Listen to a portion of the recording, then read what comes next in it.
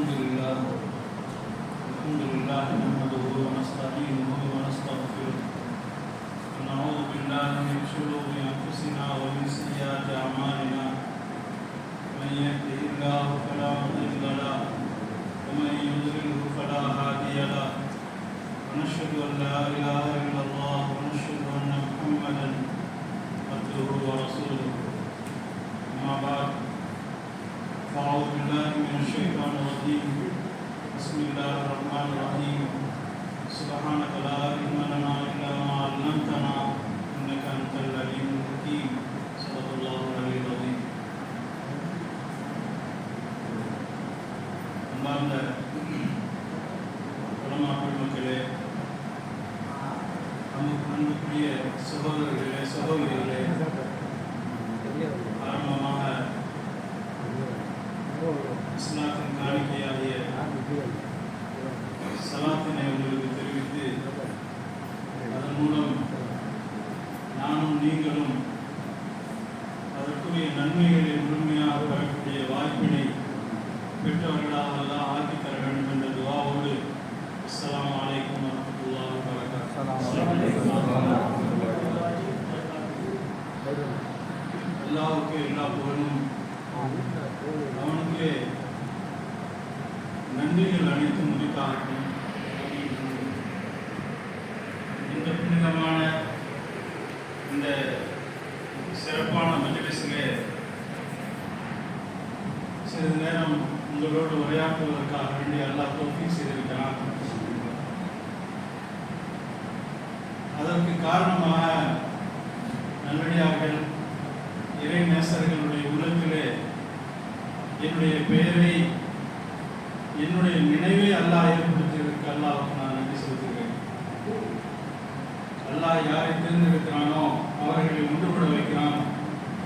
யாரை அல்லாஹ் நேசிக்கிறானோ அவர்கள் மூலமாக இந்த உம்மத்திற்கு, இந்த சமுதாயத்திற்கு அல்லாஹ் தேவையான விஷயங்களை, நன்மைக்குரிய விஷயங்களை அல்லாஹ் எத்தி வைத்துக் கொண்டே இருக்கிறான்.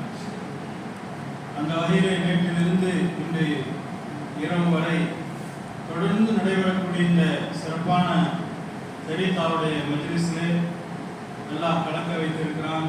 சிறிது நேரம் சில உபதேசங்கள், சிறிது நேரம் திக்ருடைய மஜ்லிஸ்கள், சிறிது நேரம் துஆவுடைய சபைகள் என்று எல்லா விதமான கலந்த இறைநேசர்கள் எவ்வாறு இந்த மஜ்லிஸ்களை நடத்துவார்களோ அது போன்ற ஒரு அமைப்பிலே நடைபெறக்கூடிய ஒரு புனிதமான சபை.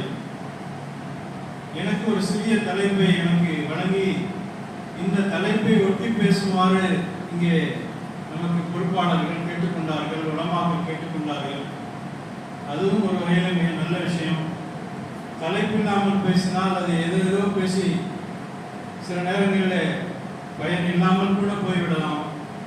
எனவே தலைப்பின் மூலமாக பெரியார்கள், பொறுப்புதாரிகள் தேர்ந்தெடுத்து கொடுப்பது என்பது நமக்கு ஒரு சிறிய இஷாராவாக, வழிகாட்டுதலாக இருக்கிறது.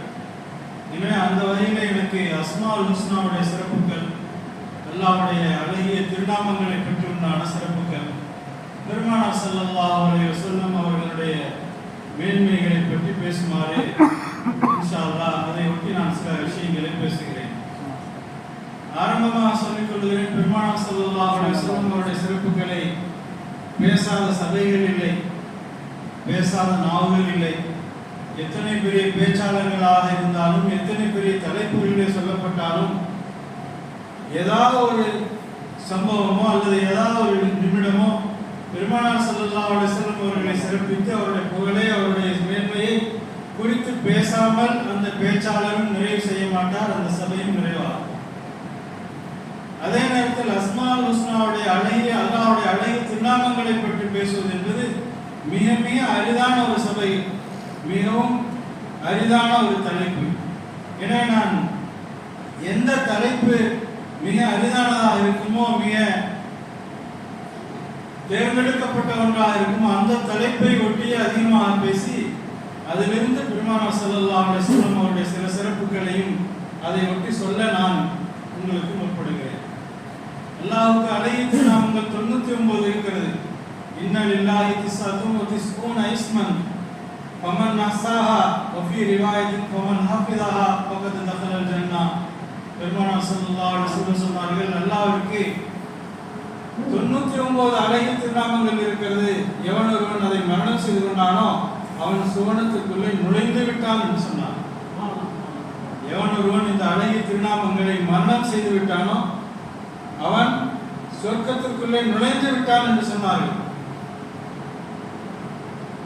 யாரெல்லாம் தரீகாவுடைய தசவுடைய வழியில் ஈடுபட்டுக் கொண்டிருக்கிறார்களோ கிட்டத்தட்ட அவர்களுடைய 90% மேலானவர்களுக்கு நிச்சயமாக இது மரணமாகத்தான் இருக்கு. நிச்சயமாக இது மரணமாகத்தான் இருக்கு. அப்படிப்பட்ட ஒரு அழகான திருநாமங்கள். அல்லாஹ்வுக்கு இது மட்டுமல்ல, இதை ஒட்டி இன்னும் நிறைய திருநாமங்கள் இருக்கிறது. ஆனால் பெருமானார் ஸல்லல்லாஹு அலைஹி வஸல்லம் 99 மட்டும் அடையாளம் காட்டினார்கள். நாம் ஓதக்கூடிய அந்த கிதாபுகளில் 99 இடம் பெறுகிறது. ஆனால் குர்ஆனிலே தேடி பார்த்தால் 99 தாண்டி இன்னும் நிறைய பெயர்கள் எல்லாம் இருக்கிறது. நிறைய அல்லாஹ்வுக்கு பெயர்கள் இருக்கிறது. உதாரணமா அல் ஹன்னான், அல் மன்னான், இந்த 2 பெயர்கள் அஸ்மாஉல் ஹுஸ்னாவுடைய அந்த பெயர் அந்த 99 இடம்பெறவில்லை. ஆனால் பெருமானார் ஸல்லல்லாஹு அலைஹி வஸல்லம் அவர்கள் துஆவிலே கேட்டார்கள், யா ஹன்னான் யா மன்னான் யா பதீஅஸ் ஸமாவாதி வல் அர்த். பெருமானார் அவர்கள் அல்லாஹ்வை அழைக்கும் பொழுது ஹன்னான் என்ற பெயரோடு மன்னான் என்ற பெயரோடு அழைத்திருக்கிறார்கள். ஏன் இன்னும் சொல்ல வேண்டும் என்று சொன்னால், காபத்துல்லாஹ்வுடைய திரை இருக்கிறது.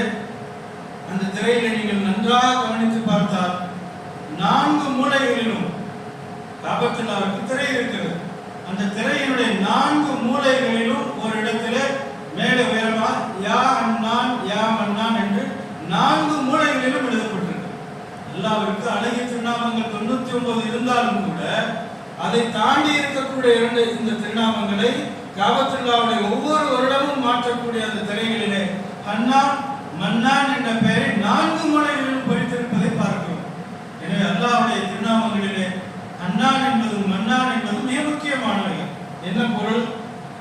ஹன்னான் என்று சொன்னால் மென்மையானவன். எவ்வளவு மென்மையானவன் என்று சொன்னால், எவனோ ஒருவன் பாவம் செய்து கொண்டே இருக்கிறான், அல்லாஹ்வை விட்டு விலகி சென்று கொண்டே இருக்கிறான். பாவத்தின் காரணமாக அல்லாஹ்வை விட்டு விலகிக் கொண்டே இருக்கிறான். ஆனால் மென்மையான இந்த இறைவன் எப்படிப்பட்டவன் என்று சொன்னால், நம்முடைய ரப்பல் ஆலமீன் அல்லாஹ் இருக்கிறான். எவ்வளவு கிருபையான மென்மையானவன் என்று சொன்னால், பாவத்தின் காரணமாக விலகி சொல்லக்கூடிய அடியானை தன் பக்கம் ஈர்க்கக்கூடியவன். இதுதான் உண்மையான பாவத்தின் காரணமாக யாரெல்லாம் விலகி செல்கிறார்களோ அவர்களையும் தன்பால் இருக்கக்கூடியவன் தான் ஹன்னான் என்பவன். குர்ஆன்ல வருகிறது, அல்லாஹ் சொல்கிறான், ஃபைன தذهبون, எங்க போறீங்க? என்னை விட்டு எங்க விலகி போறீங்க? அல்லாஹ் விலகி போறவர்களையும் இணைக்கக்கூடியவன், அணைக்கக்கூடியவன் ரப்பல் ஆலமீன். அல்லாஹ் சுப்ஹானஹு.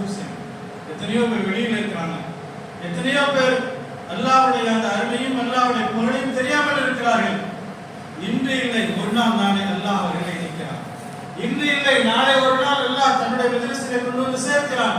இந்த தன்மை உடையவன் ஹன்னான். இதுதான் ஹன்னான் என்பதனுடைய பொருள். அல்லாஹ் எல்லோரையும் நேசிக்கக்கூடியவன், மென்மையாக இருக்கக்கூடியவன். அதே போன்ற மன்னான் என்று சொன்னால் ஒவ்வொரு வார்த்தைகளுக்கும் தனித்தனி அர்த்தம் இருக்கிறது, தனித்தன்மைகள் இருக்கிறது.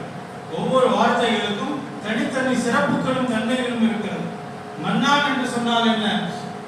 உபகாரம் செய்யக்கூடியவன், உபகாரம் செய்துவிட்டு சொல்லி காட்டாதவன். உபகாரம் செய்பவன், ஆனால் அதே நேரத்தில் அதை சொல்லி காட்டக்கூடியவன் அல்ல இறைவன்.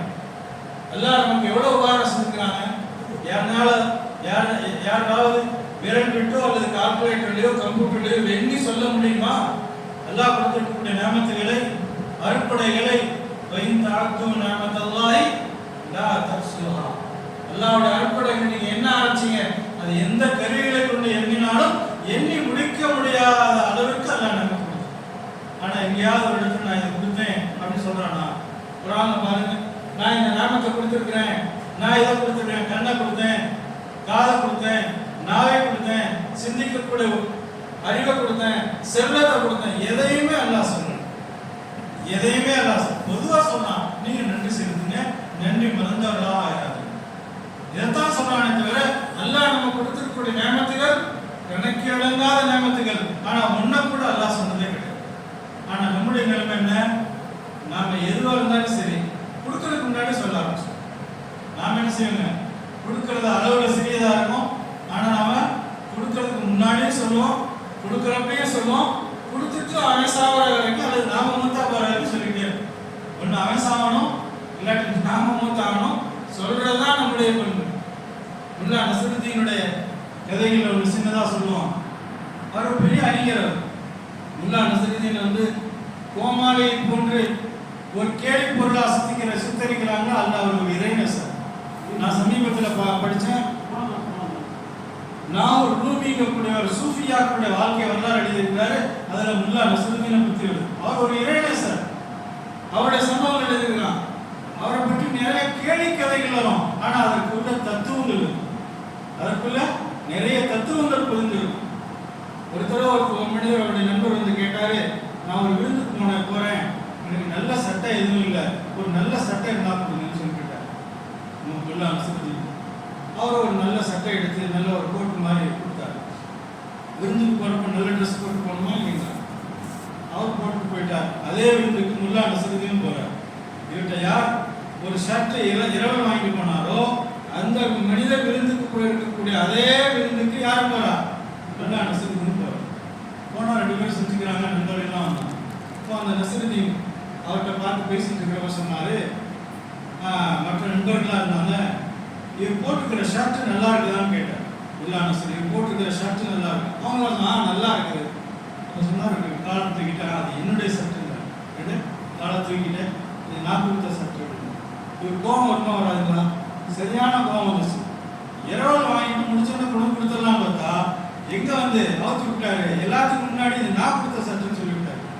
எல்லா நண்பர்கள்லாம் போனோட, ஏங்க சட்டு வாங்கிட்டு வந்து அதே இங்க வந்து சொல்லிட்டு இருக்கிறீங்க அப்படின்னு கேட்டார். இல்லை நான் சொல்லலை, உண்மை சொல்ல மாட்டேன். விருந்தினர்கள் மற்ற நண்பர்கள்லாம் வந்தாங்க. விருந்தில் வந்து மாறி மாறி விருந்தினர்கள் நண்பர்கள் பல நீண்ட நாள் இடைவெளிக்கு போய் சந்திக்கக்கூடிய இடமா இருக்கா இல்லையா? திரும்ப ஒரு 4 பேர் வந்தாங்க. வந்தாங்கன்னா அவங்க எல்லாம் பேசிட்டு இருந்தாங்க. அப்பா அவர்கிட்ட அந்த நண்பர்கள்ட்ட சொன்னாரு, இவரு அந்த மனிதரை கையை காமிச்சு, இவரு நல்லா தான் இருக்கிறாரு, இவரை பத்தி கேட்டு இவருடைய சட்டை பத்தி என்ன கேட்காதீங்க, இவருடைய சட்டை பத்தி என்ன கேட்காதீங்க. இவருக்கு இன்னும் கொஞ்சம் சரியான கோபம் வந்துச்சு. அவங்க எல்லாம் போனதுக்கு முன்னாடி, ஏங்க என்னை பத்தி கேட்டாங்க, என் சட்டை பத்தி உங்கள்கிட்ட கேட்டாங்களா, நீங்களா எதுக்கு சொல்றீங்க அப்படின்னா.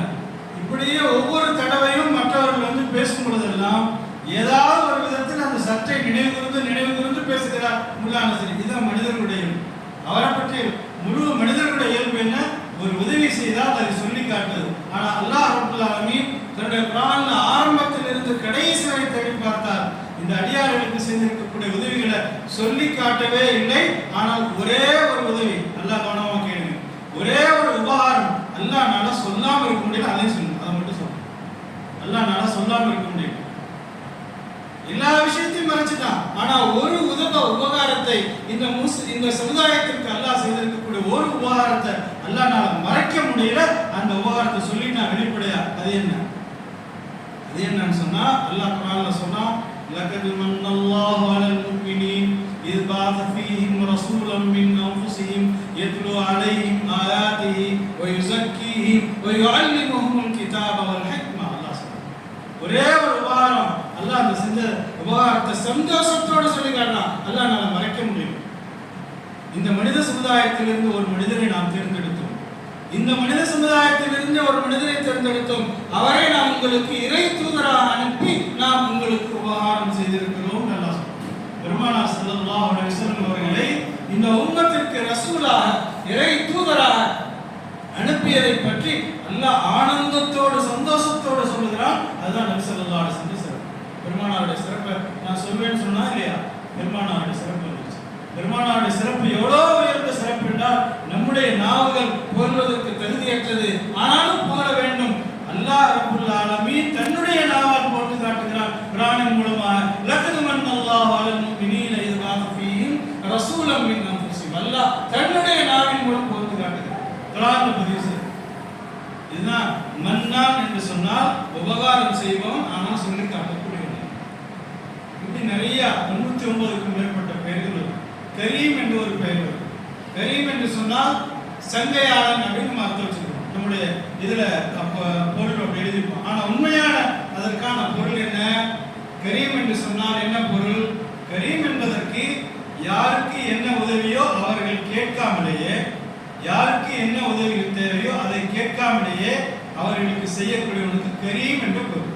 கரீம் என்றால் என்ன அர்த்தம்? ஒருவருக்கு உதவி செய்வது, கேட்கறதுக்கு முன்னாடி உதவி செய்வது, அவருக்கு என்ன தேவையோ அந்த உதவி செய்வது, யாருக்கு என்ன தேவையோ அந்த உதவி, இதற்கு பேர் கரீம். எல்லாம் நமக்கு என்ன தேவையோ நம்ம 100 விஷயத்தை கேட்கிறோம். துவால எல்லாமே ஏற்றுக்கொள்ள முடியுதா?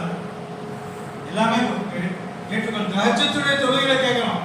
ஏன் உம்ராவுக்கு போய் துவா செய்யறோம்? காபத்துல்லாவுடைய திரையை பிடிச்சு முஸ்தலிஃபால முல்தஸிம்ல கேட்கிறோம்.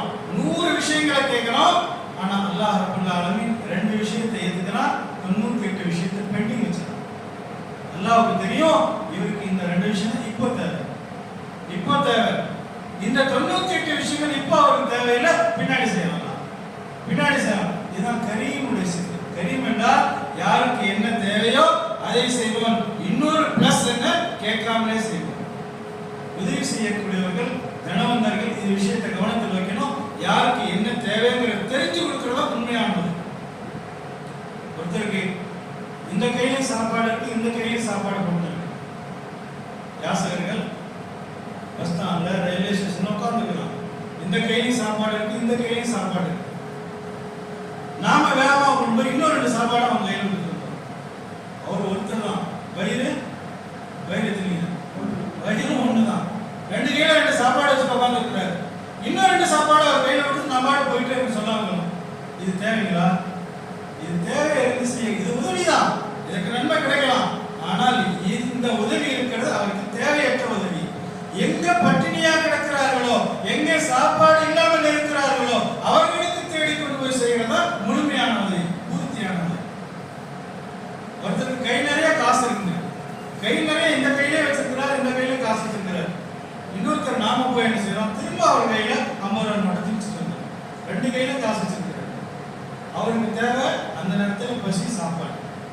இவருக்கு கையில 50 ரூபாய் திணிச்சுட்டு வந்துடும். இது வல்ல உதவி. எந்த 50 ரூபாயை கொடுக்குறீங்களோ அவருடைய நிலைமையை கேட்டு அவருக்கு என்ன தேவையோ அந்த பொருளை, அந்த உணவை வாங்கி தருவது. இதுதான் உண்மையான தரம். பஸ்ல போயிட்டு இருக்கிறோம்.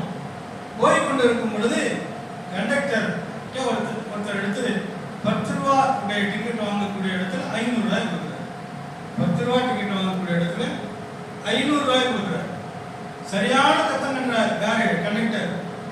காலங்காத்தால வந்துட்டு ரவுஸ் கழுத்த இருக்கிறதுன்னு காலங்காத்தால டிப்டாப்பான ஆளு, நல்ல வசதியான ஆளு, நல்ல ஒரு ஜெனிவன் ஃபேமிலியில் உள்ளவர், நல்ல அந்தஸ்துல உள்ளவர், கண்ணியமான மனிதர். ஆனா எல்லாத்துக்கும் முன்னாடி இந்த பஸ்ல அவரு அவமானப்படுத்தப்படுறாரு. காலங்காத்தால வந்துட்டீங்கன்னா என் கழுத்த இருக்கிற கண்டக்டர் பக்கத்துல நீங்க உட்கார்ந்துருந்தீங்க, கொஞ்சம் போடுங்க, நான் தான். அவருக்கு 500 ரூபாய் இருக்கு, அவருக்கு 500 ரூபாய் இருக்கு, காசு இல்லாம இல்லை. ஆனா சில்லறை மட்டும் இல்லை. என்ன இல்லைங்க? சில்லறை மட்டும் தான் இல்லை. நீங்க பக்கத்துல உட்கார்ந்துருந்தீங்க, அவர் முஸ்லீமா, முஸ்லீம் இல்லையா, தெரியலையும் போட்டுக்கிறாரா, ஊழல் போட என்ன வேணாலும் போட்டுக்கணும், என்ன வேணாலும் போட்டுக்கணும். ஆனா நீங்க பக்கத்துல உட்கார்ந்துருந்தீங்க, நீங்க அவருக்கு எடுத்து ஒரு 10 ரூபாய் கொடுத்தீங்க. இதுதான் தேவையை இருந்து கேட்பதற்கு முன்னால் செய்யக்கூடிய இந்த உதவி மகத்தான உதவி. வாழ்நாள் எல்லாம் மறக்க மாட்டாங்க. ஏன்? அந்த பஸ்ல அத்தனை பேருக்கு முன்னால் ஏற்பட்ட அவமானத்துக்கு காப்பாத்து. அல்லாஹ் ரப்பல் ஆலமீன் இந்த மாதிரி நமக்கு தேவைகளை அறிந்து செய்யக்கூடியவன் ரப்பல் ஆலமீன். புகாரில ஒரு அழகான சம்பவம் இருக்கு, நீங்க எல்லாரும் கேள்விப்பட்டிருப்பீங்க, ஆனாலும் சொல்றேன், எல்லாத்துக்கும் தெரியும். ஒரு மனிதர் 100 கொலை செஞ்சுட்டார். எத்தனை கொலைங்க? ஒரு மனிதர். இதுக்கு மேல பாவமே செய்ய முடியாது, அவ்வளோ பெரிய பாவி கொலைகாரர். 100 கொலை செஞ்சுட்டார். ஆனா அவருக்கு உள்ளத்துல கவலை வந்துருச்சு, நம்ம எல்லா இடத்துல தௌபா செய்யணும், பாவ மன்னிப்பு கேட்கணும் அப்படின்னு சொல்லிட்டு ஒரு ஊர்ல இருக்கக்கூடிய ஒரு பெரியாரை நோக்கி சந்திப்பதற்காக வேண்டி வேகமா போயிட்டு இருக்கக்கூடிய வழியில அவர் மூத்தார். அந்த ஊருக்கும் போல, அந்த ஊர்ல இருக்கக்கூடிய பெரியாரை சந்திக்கல, தௌபாவும் கேட்கல, வழியில மூத்தாட்டார். 2 வானவர்கள் வர்றாங்க இவருடைய ரூஹை கைப்பற்றுவதற்காக. நல்லவர்களுடைய உயிரை கைப்பற்றக்கூடிய வானவர், தீயவர்களுடைய உயிரை கைப்பற்றுவதற்காக உள்ள வானவர். 2 பேர் வந்தார். 2 பேர் சொன்னாங்க, நான் தான் கைப்பற்றுவேன். இன்னும் தௌபா கேட்கல, இறைநேசரை போய் பார்க்கல. 100 கொலையா செய்த அந்த குற்றவாளி, கொலைகாரர். ஆனா அவருடைய ரூஹை கைப்பற்றுவதில் போட்டி. யாருக்கு மத்தியிலே? நல்ல ரூஹ் மனிதர்களுடைய ரூஹை, தீய மனிதர்களுடைய ரூஹை கைப்பற்றுவதற்காக வந்துள்ள 2 வானம். அப்போ ஒரு வானம் இருந்தாரு.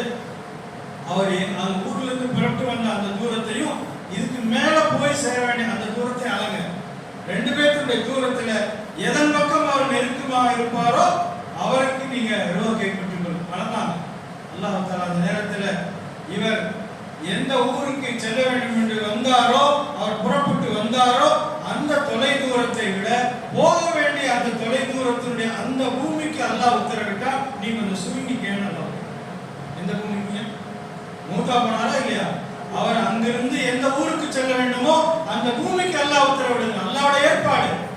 நீ பூமியே நீ சுருங்கிக்கொள். சுருங்கிருச்சு.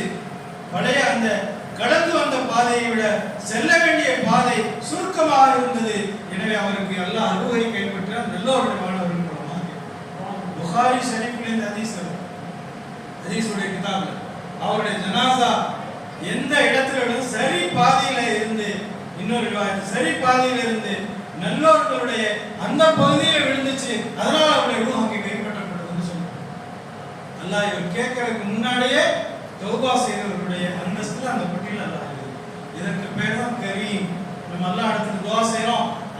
அஸ்மாஉல் ஹுஸ்னாவுடைய 99 பெயர்களையும் யார் சொல்லி துஆ செய்கிறார்களோ அவர்களுக்கு அல்லாஹ் துஆவை ஏற்றுக்கொள்கிறான் என்பது மட்டுமல்ல, நம்ம கேட்காமையே கேட்டதையும் கொடுக்கிறான், கேட்காததையும் கொடுக்கிறான். ஏன்? அல்லாஹ் கரீம் என்ற சிஃபத். அல்லாஹ்வுக்கு என்ன சிஃபத் இருக்கு? கரீம் என்ற சிஃபத். இப்படி ஒவ்வொரு சிஃபத்துகளும் அல்லாஹ்வுடைய திருநாமங்களும் அல்லாஹ்வுடைய தன்மைகளை பிரதிபலிக்கக்கூடியது. நமக்கு தெரிஞ்சது 2, ரஹ்மான் ரஹீம். பிஸ்மில்லாஹ் சொல்லுங்க. பிஸ்மில்லாஹ் ரஹ்மான் ரஹீம். தமிழ்ல அன்பாளன் கருணையாளன் சொல்றாங்க. 2 ஒரே அர்த்தம் தான். அன்பாளன் கருணையாளன் என்று சொல்றாங்க. 2 ஒரே அர்த்தம் தான். ரஹ்மான் ரஹீமுடைய அந்த மஸ்தர் இருக்கிறது 2க்கும் ஒண்ணுதான். ரஹீம் அப்படின்னாலும் ரஹ்மான் என்றாலும் கருணையாளன் தான். ஏன் அல்லாஹ் தன்னுடைய கருணையாளன் என்ற தன்மையை 2ஆக பிரித்து 2 வார்த்தைகளாக வைத்திருக்கிறான்? காரணம் என்ன? அல்லாஹ் ரப்பல் ஆலமீன் தன்னுடைய எல்லா முக்கியமான இடங்களிலும் ரஹ்மான் ரஹீம் அல்லாஹ் சேர்த்து பிஸ்மில்லாஹிர் ரஹ்மானிர் ரஹீம் அல்ஹம்துலில்லாஹி ரப்பில் ஆலமீன் அர் ரஹ்மான் எல்லா இடத்துலயும் சேர்த்து சொல்றான். ஒரு மனிதன் எதை சொன்னாலும் மறந்தாலும் கூட ரஹ்மான் ரஹீம் ஒரு மூமின் மறக்க மாட்டான். அப்படிப்பட்ட உயர்ந்த திருநாமங்கள் அல்லாஹ்வுடைய திருநாமங்கள். ரஹ்மான் என்றால் என்ன? அல்லாஹ் படைத்திருக்கக்கூடிய எல்லா படைப்பினங்களின் மீதும் உதவி செய்யக்கூடிய, கருணை செய்யக்கூடிய. அவன் காஃபிராக இருக்கட்டும், அவன் முஸ்ரிக்காக இருக்கட்டும், அல்லது முனாஃபிக்காக இருக்கட்டும், கடவுளை மறுக்கக்கூடிய மறுப்பாளனாக இருக்கட்டும், தன்னுடைய அடியார்கள் யாரெல்லாம் இருக்கிறார்களோ அத்தனை பேர்கள் மீதும் கருணை செய்யக்கூடியவன், உதவி செய்யக்கூடியவன் ரஹ்மான். இந்த சிஃபத் தான் ரஹ்மான். ரஹீம் என்றால் என்ன? மூமின்கள் மீது மட்டும் தனிப்பட்ட பேரருள், தனிப்பட்ட தனி கருணை வைத்திருக்கக்கூடியவன் ரஹீம் என்பவன். அல்லாஹ் ஜல்ல ஷானஹு தஆலா இந்த உலகத்தில் யாரையும் பாராபட்சம் பார்க்கல, யாரையும் பாகுபாடு பார்க்கறது, எல்லாத்துக்கும் உதவி செய்யக்கூடியவன். அவன் காஃபிரா இருக்கட்டும், முஷ்ரிக்கா இருக்கட்டும், எல்லாத்துக்கும் அல்லாஹ் கொடுக்குறானா? இங்க காசு கொடுக்குறான், செல்வத்தை கொடுக்குறான், அறிவை கொடுக்குறான். இப்ப காஃபிர்கள் இருக்கிறாங்க, அவர்களுக்கு நம்மை விட அதிகமான செல்வத்தை கொடுத்துறான், குழந்தை பாக்கியத்தை கொடுக்குறான், வீடு வாசல்களை கொடுக்குறான், ஏன் ஆட்சி அதிகாரங்களை கூட கொடுக்குறான், ஆட்சி அதிகாரங்களை கூட கொடுக்குறான். முஸ்லிம்களுக்கு கொடுக்காத ஆட்சி அதிகாரங்களை காஃபிர்களுக்கு எல்லாம் கொடுக்குறான். சோதனையின் அடிப்படையில் கட்டாயம் கொடுப்பான். அல்லாஹ் தான் நாடிய வரை வைத்திருப்பான். பிறகு நாடிய நேரத்தில் அதை பிடுங்கி விடவும் செய்யும். ஆனா உலகத்துல மூமின்களுக்கு மட்டுமல்ல, காஃபிர்களுக்கும் தாராளமா கொடுத்துட்டே இருப்பான். இதுதான் ரஹ்மான் என்று ரஹீம் என்று சொன்னால் மூமின்களுக்கு மட்டும் தரக்கூடியவன். இது சொர்க்கத்துல தான் பணம் பார்க்கணும், சொர்க்கத்துல பார்க்கலாம். அல்லாஹ் மூமின்களுக்கு கருணைக்கு மேல கருணை கொடுப்பான். செஞ்சது அமல் கம்மியா இருக்கும், ஆனா அல்லாஹ் தஆலா அதிகமான நன்மைகளை கொடுப்பான், அதிகமான நன்மைகளை கொடுப்பான். இப்படிப்பட்ட தன்மையுடன் தான் ரஹ்மான் ரஹீம். இந்த அஸ்மாஉல் ஹுஸ்னாவுடைய எல்லா பெயர்களிலும் ஒரு பெயர் இருக்கிறது இஸ்மதார், ஒரு பெயர் இருக்கிறது இஸ்மதார். இன்னொரு பெயர் அதுக்கு சொல்லலாம் இஸ்ம ஆலம் என்று சொல்லலாம். இஸ்மதார், இஸ்ம ஆலம் ஒன்னே ஒன்று. இதை யார் கண்டுபிடிச்சாரோ, யார் அறிந்து கொண்டாரோ, அவர் எதையெல்லாம் அல்லாஹ்விடத்தில் கேட்பாரோ அவர் கேட்டதெல்லாம் கொடுத்து விடுவார். அந்த இஸ்மதார் சொல்லி கேட்டார், அந்த இஸ்மதார் சொல்லி கேட்டார். அந்த அல்லாஹ்விடத்தில் கையேந்திய கை வெறுங்கையாக திரும்பாது என்பது உலமாக்களுடைய யோகித்த கருத்து. இமாம் அபூ ஹனீஃபா ரஹ்மத்துல்லாஹி அலைஹி அவர்கள், காசி சனாவுல்லா பானிபத்தி ரஹ்மத்துல்லாஹி அலைஹி, அதே போன்று ஹஜ்ரத் ஆசிம் பின் பல்கா அப்படிங்கிறவங்க யாருன்னு சொன்னா இந்த இஸ்மல் தாத்தை தெரிஞ்சுட்டாங்க. இஸ்மல் தாத்தை அறிஞ்சுட்டாங்க, கண்டுபிடிச்சாங்க. 99 எதுன்னு சொல்லிட்டு தெரிஞ்சதன் காரணமாக பில்கீஸுடைய சிம்மாசனத்தை கொண்டு வந்தாங்க. கண்மூடி முடிப்பதற்கு முன்னாடி அவங்க தான் ஆசிம் பின் பல்கா. இஸ்மல் தாத்தை தெரிஞ்சுட்டாங்க. சுலைமான் அலைஹிஸ்ஸலாம் முன்னாடி வந்துச்சு அந்த அரண்மனை, இந்த சிம்மாசனம். இந்த இஸ்மல் தாத் இது உலமாக்கள் யோகித்து சொல்றாங்க, நாம அதிகமா செய்யக்கூடிய அல்லாஹ் என்பதுதான் இஸ்மதாத். இதான் அல்லாஹ் என்பதுதான் இஸ்மதாத். அதனால அதிகமா அல்லாஹ்வை திக்ர் செய்யக்கூடிய அந்த பழக்கம் தான் இந்த திக்ர் சபைகளுடைய பழக்கம். நாமளும் அதிகமா திக்ர் செய்யறோம், அதிகமா அல்லாஹ் திக்ர் செய்யறோம். ஆனா அதற்குரிய பலன் கிடைச்சிச்சா போக கிடைக்கும். வெறும் நாமளா தனியா உட்கார்ந்து அல்லாஹ் சொல்வதை காட்டிலும் இறைநேசர்கள் நல்லவர்களுடைய சபையில அவங்க சொல்லி தரக்கூடிய அந்த முறையில சொல்றதுக்கும் நிறைய வித்தியாசம். வானத்திற்கும் பூமிக்கும் வித்தியாசம். ஒரே ஒரு சின்ன உதாரணம் சொன்னா உங்களுக்கு நல்லா புரியும். ஒரு மனிதனுடைய கையில துப்பாக்கியில போடக்கூடிய ஒரு தோட்டா என்ன இருக்குங்க? ஒரு மனிதனுடைய கையில துப்பாக்கியில போடக்கூடிய ஒரு தோட்டா, வெறும் தோட்டா கையில வச்சிருக்கிறார். சிங்கம் தூக்கி வீசுறார், சிங்கத்தை பார்த்து நோக்கி வீசுறார். சிங்கம் செத்து போயிருமா? துப்பாக்கி தோட்டா புலி போகுது, புலியை நோக்கி அந்த தோட்டாவை கையில் இருக்கக்கூடிய தோட்டா வேகமா தூக்கி வீசுறார். புலி செத்துருமா? கரடி செத்துருமா? எதுவுமே சாவாது. அதே அந்த தோட்டாவை துப்பாக்கிக்குள்ள போட்டு குறி வச்சு பயிற்சி பண்ணிட்டு நேரா சொல்றீங்க, ஒரே தோட்டா தான் சிங்கம் க்ளோஸ், ஒரே தோட்டா தான் புலி க்ளோஸ், ஒரே தோட்டா தான் சிறுத்தை க்ளோஸ், ஒரு தோட்டா தான் யூஸ் பண்ணார் யானை. முதல்ல 10 தோட்டா போட்டாரு, ஒரு சின்ன உயிரினத்தை கூட சாவடிக்க முடியல. ஆனா இப்போ ஒரு தோட்டா போட்டாரு, அந்த துப்பாக்கிக்குள்ள வச்சு குறி பார்த்து சரியா சொல்றாரு. எதுவெல்லாம் சுடப்படுகிறதோ அதுவெல்லாம் செத்து போயிடும்.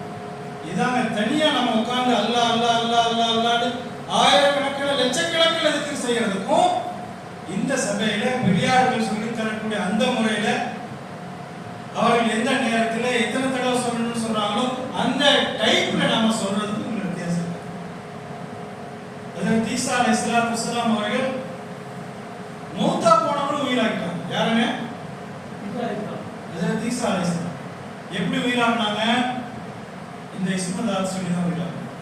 மௌத்தா போனவங்களும் உயிராக்கிட்டாங்க. செத்து போனவங்க தும்பி இதுனில்லா அப்படின்னு சொல்லி ஊதுவாங்க, மூத்தா போனவங்க டக்குன்னு நினைச்சுவாங்க. தும்பி இதுனில்லா மூத்தா போனவங்க நினைச்சுவாங்க. அதே தும்பி இதுனில்லா நானும் நீங்களோ உங்களுக்கு என்ன சொன்னேன், தூங்கிட்டு இருக்கிறவர் பார்த்து உஃபோன் தும்பி இதுனில்லாண்டா தூங்குறவர் கூட தெரிய மாட்டார். தூங்குறவர் கூட நல்லா தூங்குவாரே தவிர தூங்குறவர் கூட ஏன் ஹஜ்ரத் ஈசா அலைஹிஸ்ஸலாம் தும்பி இதுனில்லா சொன்னாங்க, மௌத்தா போனவர் உயிராயிட்டாரு. நாம சொல்றோம் தும்பி இதுனில்லான்னு சொல்லி தூங்குறவரை எழுப்பணும், எந்திரிக்க மாட்டார். வித்தியாசம் இதுதான் சகோதரர்களே. தோட்டா இருக்கு, துப்பாக்கி இல்லை. தோட்டா இருக்கு, துப்பாக்கி இல்லை. இந்த அஸ்மாவுல் ஹுஸ்னாவை எப்படி ஓத வேண்டும், எப்படி நாம் பயன்படுத்த வேண்டும், அதிலும் குறிப்பா இஸ்மதாத் என்று சொல்லப்படக்கூடிய அல்லாஹ் என்ற திருநாமத்தை நாம் எப்படி உச்சரிக்க வேண்டும் என்பதை கற்றுக் கொடுக்கக்கூடிய சபைகள் தான் இந்த திருச்சபை. இந்த திக்ர் இதனுடைய சபை கான்கா என்பது இதுதான். இது ஒரு கேலியான விஷயம் இல்லை, சம்பிரதாயமான விஷயம் இல்லை. இதை நாம் பயிற்சி பண்ண பண்ண பண்ண பண்ண பண்ண நம்முடைய ஊனிலும் நம்முடைய ரத்தத்திலும் கலந்து விடக்கூடிய ஒரு விஷயமா. ஒரு மனிதர் இருந்தார், கடைகளில் கொண்டு போய் வியாபாரம் செய்வார். சிலைகளை கொண்டு போய் வியாபாரம் செய்வார். சிலைகளை தலையில வச்சுக்கிட்டு சிலை வேணுமான்னு கத்திட்டு இருந்தார். அரபியில சிலைக்கு சனம் அப்படின்னு சொல்லுவாங்க. அரபியில சிலைகளுக்கு சனம் அப்படின்னு சொன்னா சாமின்னு இருக்காங்க. தமிழ்ல சாமிக்கு சிலைகள் தலையில வச்சுக்கிட்டே போயிட்டு காலையில இருந்து நைட் வரை 100 தடவைக்கு மேல சனம் சனம் சனம் கத்திக்கிட்டே சாமி சாமி சாமி கத்திக்கிட்டே போயிட்டு இருப்பார், கத்திக்கிட்டே போவார். அவருடைய வியாபாரம் அது. நிறைய பேர் நம்ம பார்க்கிறோம், ஷாப்பிங் கடைன்னு வச்சிருப்பாங்க. அங்க பார்த்தா பிரேம்கள்ல கடவுள் போட்டோ, சரஸ்வதி, கணபதி, விநாயகர் வச்சிருக்காங்களா இல்லையா? வைக்கிறாங்களா இல்லையா? நம்முடைய சகோதரர் முஸ்லிம்களே வைக்கிறான். தலையில சாமிகளை செய்து கொண்டு தன்னுடைய கைகளில் செலுத்தி காலையில இருந்து ராத்திரி வரைக்கும் 100 தடவைக்கு சில சில சில சனம் சனம் சனம் கத்திக்கிட்டே போனாரு. அவர் ஒரு நாள் இரவு நேரத்தில் படுத்திருந்தார். சகோதரிகளே, படுத்திருக்கக்கூடிய அந்த நேரத்தில் அல்லாஹ் கத்தினார். என்ன சொன்னாருங்க? அல்லாஹ் சொன்னார். ஹதீஸ் அந்த கிதாப்ல குத்பாத் கிதாப்ல வந்து சனம்னு சொன்னவர் சமதுன்னு சொன்னார். சமது அல்லாஹ்வுடைய பேர். சனம்னு சொன்னவர் மாத்தி சொன்னார் சமது அப்படின்னு சொன்னார்.